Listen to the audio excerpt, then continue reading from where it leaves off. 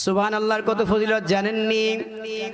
আল্লাহ তাআলা রব্বুল আলামিনের ঘোষণা, যেইখানে কোনো দ্বীনি মাজলিস কায়েম হয়ে যায়, এই যেমন একটা দ্বীনি মাজলিস, এই দ্বীনি মাজলিসের প্রত্যেকজন ব্যক্তির সঙ্গে আছে 12 জন কইরা ফেরেশতা। কয়জন? বলে 12 জন কইরা ফেরেশতা। চতুর্দিকে ফেরেশতাদের ঘের, একজনের কাঁধের উপর আরেকজন। এইরকম করতে করতে আরশে মুআল্লা পর্যন্ত ঠেকে গেছে।